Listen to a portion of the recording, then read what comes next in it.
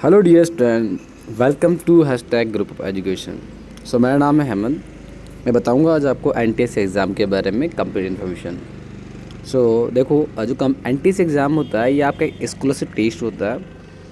जो आप अगर मान लो, अगर आप जैसे 8th या 9th 10th क्लास में पढ़ रहे हो तो उसके आप प्रिपरेशन पहले से ही कर सकते हो। आप एक अच्छा आपके लिए अपॉर्चुनिटी होती है जो आपको हाई स्टडी के लिए आपको स्कॉलरशिप प्रोवाइड करती है। एनटीएससी जो होता है इसको बोलते हैं national talent search examination. Okay. अगर आप कोई सी क्लास में पढ़ रहे हैं और सीबीएसई बोर्ड है फिर आरबीएसई बोर्ड है, डजेंट मैटर, आप तैयारी कर सकते हो। आगे बात करूँ मैं यहाँ पर, तो इसके लिए आपको जो है क्लास 10th पास आउट होना ज़रूरी है। फिर अपीयर कर रहे हो आप तो अपीयर के अंदर इसको दे सकते हो आप।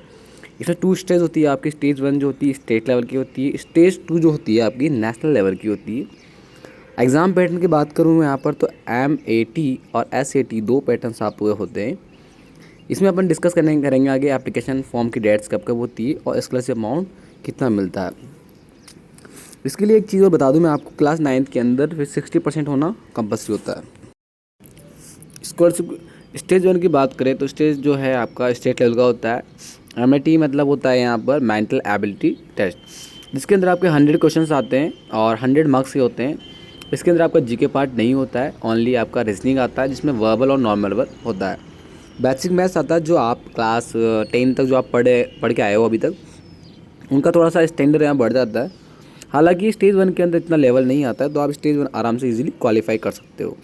स्टेज 2 के अंदर आपका कुछ जैसे साइंस वगैरह पार्ट आ जाता है, बट स्टेज 1 की बात करो तो बेसिक है। इसके अंदर रीजनिंग आप पढ़ सकते हो एडिशनल बुक लाकर, और बेसिक मैथ्स जो आप पढ़ रहे हो उसको आप अच्छे से कर सकते हो। स्टेज 2 की बात करूँ मैं यहाँ पर, तो इसमें आपके 100 क्वेश्चन आते हैं जो कि आपके 100 मार्क्स के ही होते हैं। इसमें आपका साइंस का जो वेटेज रहता है 40 क्वेश्चन का होता है। SST का जो है 40 क्वेश्चन होते हैं। मैथ्स के ओनली यहाँ पर 20 क्वेश्चन आते हैं। ये भी आपके 10th स्टैंडर्ड से ही आते हैं, 10th तक के स्टैंडर्ड से ही।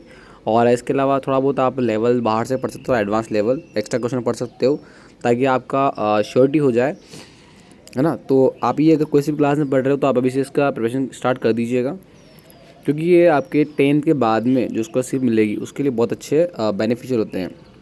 तो अगर आप अभी भी क्लास 9th में 8th में 10th में पढ़ रहे हैं तो फॉर्म जरूर फिल ये कीजिएगा। फॉर्म 10th में भरने में आएगा इसका आपका। ओके।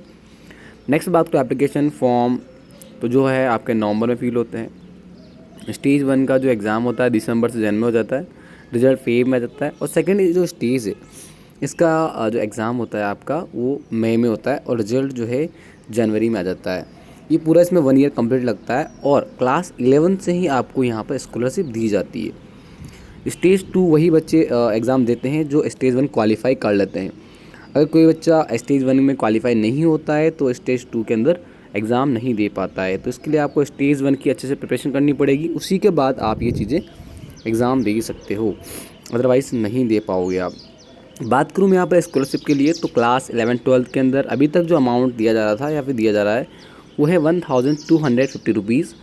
और ये यूजी मतलब तो आपका जो कोई डिग्री करते हो, आप ग्रेजुएशन करते हो या फिर पोस्ट ग्रेजुएशन, उसके लिए आपको 2000 रुपये अमाउंट मिलता है, बाकी भी। Okay. Thank you very much.